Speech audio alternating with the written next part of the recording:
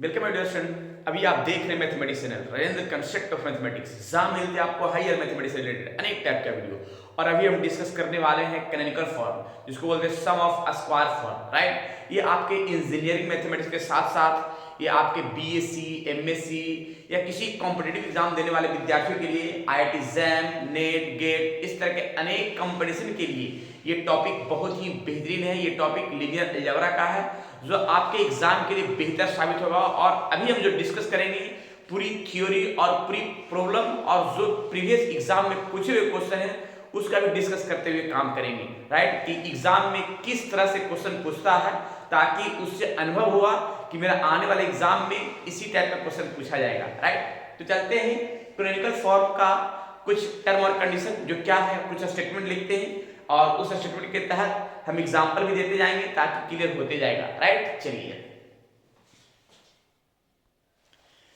इसका स्टेटमेंट ने लिखा है क्या, the canonical form of real quadratic form अर्थात क्यू बराबर x transpose into a into x is y transpose d into y।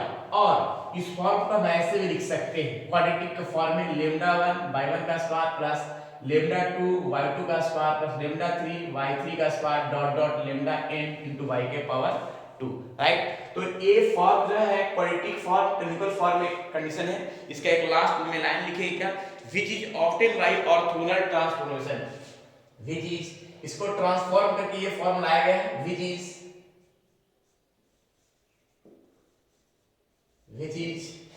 Obtain bye, which is obtain bye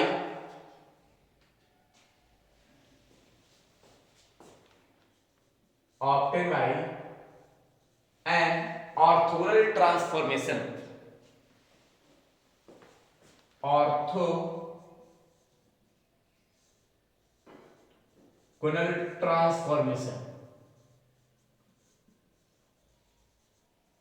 right. तो ये जो फॉर्म है वो ऑर्थोगोनल ट्रांसफॉर्मेशन का फॉर्म है जो x का टर्म y के रूप में हम सेट किए हैं। अब इसका जो फॉर्म मैंने लिखा है क्या कि x इक्वल्स टू, देखिएगा x equals to P Y, right, x equal to P Y. इसके पहले ऑर्थोगोनल में हम फॉर्म बताए थे जिसमें p जो है मॉडल ऑफ मैट्रिक्स कहलाएगा, वेयर p इक्वल टू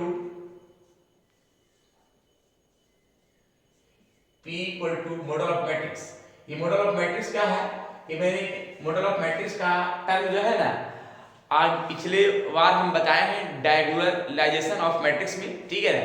तो उस मैट्रिक्स देख सकते हैं। हालांकि हम बताए थे कि जो आइगन वेक्टर जो निकलता है उसको कॉलम फॉर्म में लिखते हैं, वही मेरा मॉडल ऑफ मैट्रिक्स कहलाएगा, यानी पी कहलाएगा, right, model of matrix.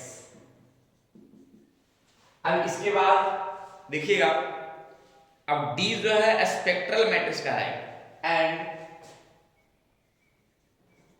D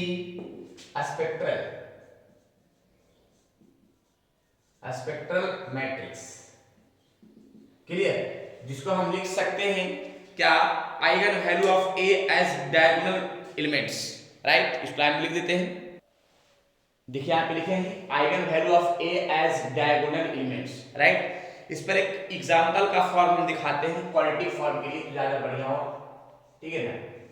quadratic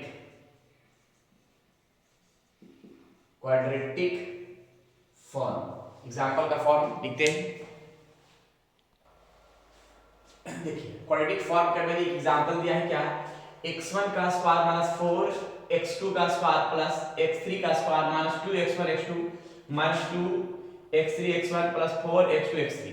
अब अगर इक्वल टू करते हैं तो वो क्वाड्रेटिक इक्वेशन कहलाएगा। लेकिन क्वाड्रेटिक फॉर्म का मेरा टर्म है कि देखिए पावर में मेरा 2 है, इसके पावर भी 2 है, इसके पावर भी 2 है, और x1 और x2 दोनों के पावर 1 है, दोनों का मल्टीप्लाई मेरा क्या हो जाएगा, 2 होगा जाएगा।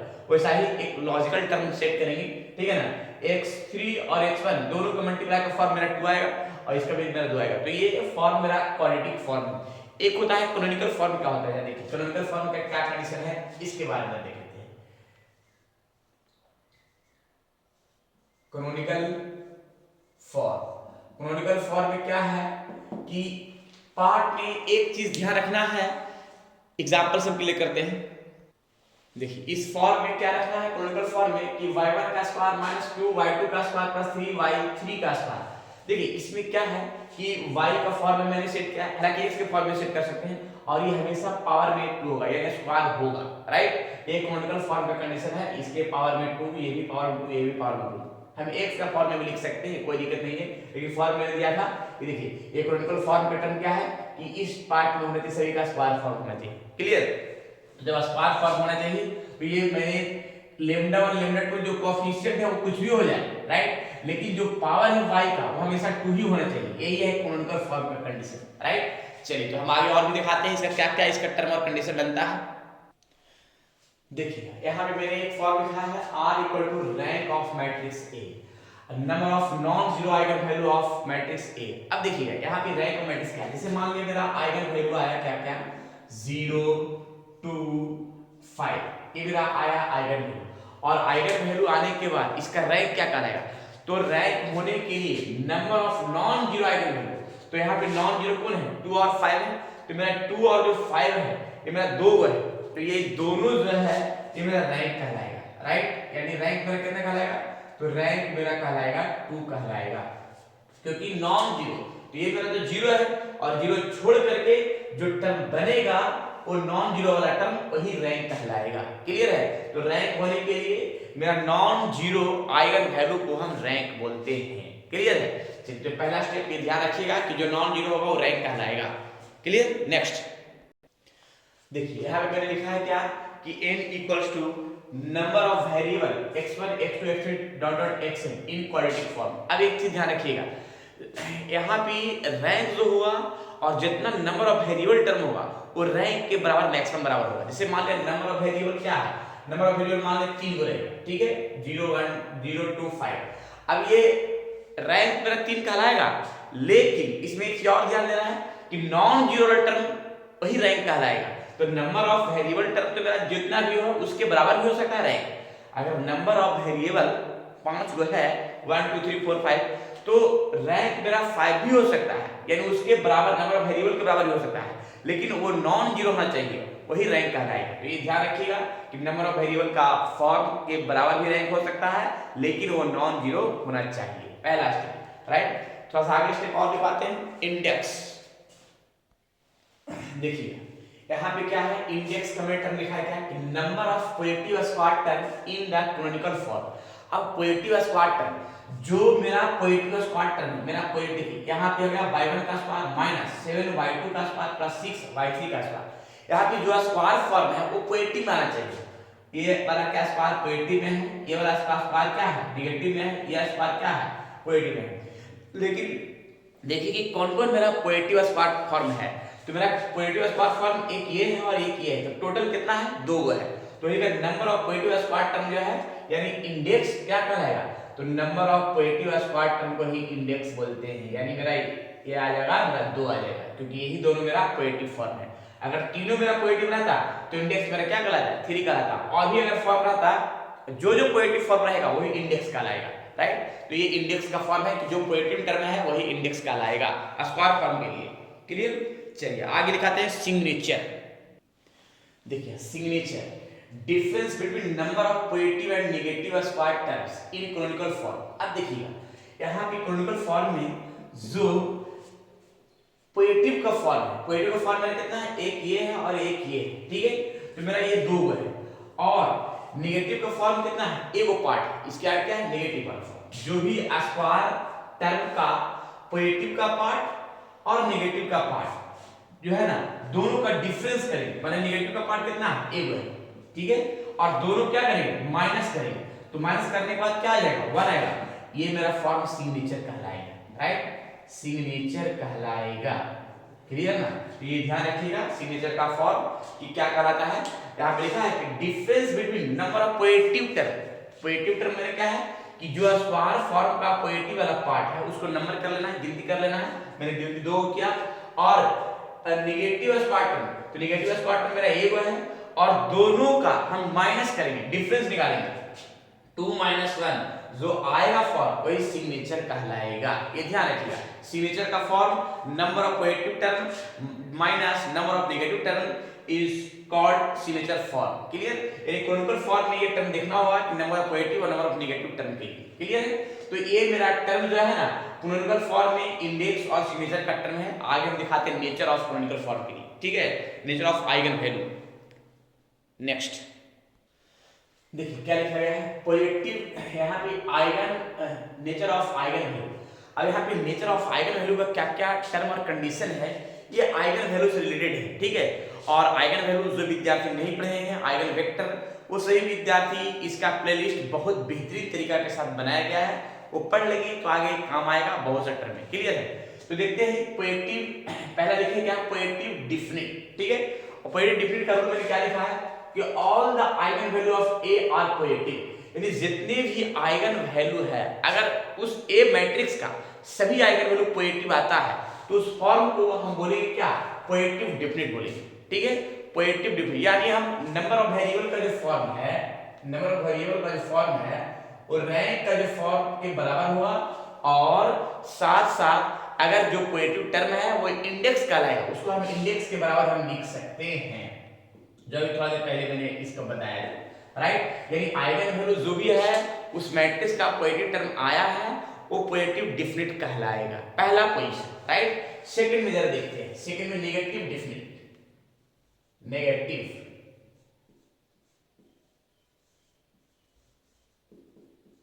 Negative definite. नेगेटिव डिफिनिट में जरा देखिएगा. all the eigen value are negative. all the eigen value of a are negative. all the eigen values of a are negative. Right? अब यहाँ पे जो भी आइगन वैल्यू आया उस मैट्रिक्स का नेगेटिव में. राइट? तो वो जो है उस फॉर्म को हम बोलेंगे नेगेटिव डिफिनिट. राइट? लेकिन उसका इंडेक्स जो है इंडेक्स हमेशा पॉजिटिव होना चाहिए. इंडेक्स का जो फॉर्म होगा वो पॉजिटिव होना चाहिए. तो जब ये सभी फॉर्म नेगेटिव का है तो उसमें पॉजिटिव तो आएगा ही नहीं. तो पॉजिटिव क्या कहलाएगा इसका इंडेक्स क्या कहलाएगा जीरो कहलाएगा.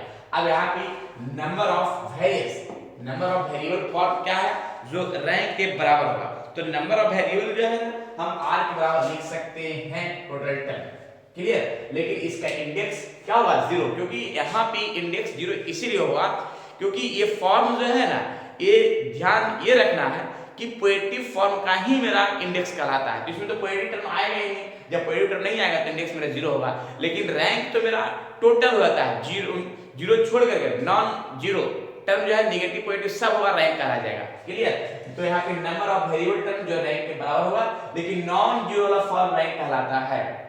ठीक है? अब इंडेक्स का फॉर्म क्या है कि इंडेक्स वो होगा जो मेरा पॉजिटिव टर्म होगा लेकिन इसमें तो पॉजिटिव नहीं होगा सब नेगेटिव होगा इसलिए इंडेक्स मेरा क्या कहलाएगा जीरो कहलाएगा. क्लियर? चलिए सेकंड के बाद थर्ड देखिए positive semi definite all eigen value of A are non negative greater than equal to zero and at least one eigen value is zero. यानी एक आइगन वैल्यू कम से कम जीरो होना चाहिए. राइट? एक आइगन वैल्यू कम से कम क्या होना चाहिए जीरो होना चाहिए. लेकिन बाकी जो आइगन वैल्यू है वो क्या है कि नॉन नेगेटिव यानी नेगेटिव नहीं होगा यानी पॉजिटिव होगा. तो एक चीज तो ध्यान है कि जब पॉजिटिव होगा तो वो रैंक के बराबर कहलाएगा.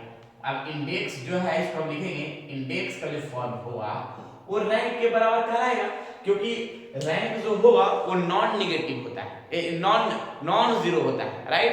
अब वो फॉर्म जो है वो एक चीज ध्यान रखना है कि ये नॉन नेगेटिव यानी सभी पॉजिटिव होगा. तो पॉजिटिव का मतलब है कि जीरो के बराबर या जीरो से क्या होगा बड़ा होगा. राइट? जीरो के बराबर या जीरो से क्या होगा बड़ा होगा. तो जीरो से बड़ा होगा यानी पॉजिटिव होगा. तो जब पॉजिटिव होगा तो ये मेरा इंडेक्स का जो फॉर्म होगा वो क्या रैंक के बराबर होगा. लेकिन इसमें एक चीज ध्यान रखना है कि नंबर ऑफ वेरिएबल टर्म तो नंबर ऑफ वेरिएबल टर्म अगर जीरो होगा तो जीरो तो मेरा रैंक नहीं कहलाएगा. तो जो भी होगा उससे क्या होगा एक छोटा ही होगा क्योंकि यहाँ पे लिखा है कि at least one eigen value zero यानी कम से कम एक आइगन वैल्यू क्या होना चाहिए जीरो होना चाहिए. अगर एक आइगन वैल्यू जीरो होगा तो जाहिर सी बात है कि नंबर ऑफ वेरिएबल से रैंक मेरा कम होगा. नंबर ऑफ वेरिएबल से रैंक क्या होगा कम होगा. राइट। और रैंक जब कम होगा तो एक चीज ध्यान रखना है कि इंडेक्स के बराबर कहलाएगा रैंक, लेकिन नंबर ऑफ वेरिएबल से क्या होगा, कम होगा। पहला इसका प्रॉपर्टी। लेकिन एक चीज ध्यान रखना है कि इस आइगन वैल्यू का अगर एक वैल्यू 0 है तो उसका डिटरमिनेंट का फॉर्म क्या कहलाएगा, 0 कहलाएगा, राइट। लेकिन अब एक चीज ध्यान रखना है कि नॉन नेगेटिव रहे और एक वैल्यू 0 रहे तो मेरा पॉजिटिव सेमी डिफिनिट कहलाएगा, पॉजिटिव सेमी डिफिनिट कहलाएगा जब एक 0 रहे और नॉन नेगेटिव रहे तब का कहानी। अब यहाँ पे फॉर्म में क्या है कि नेगेटिव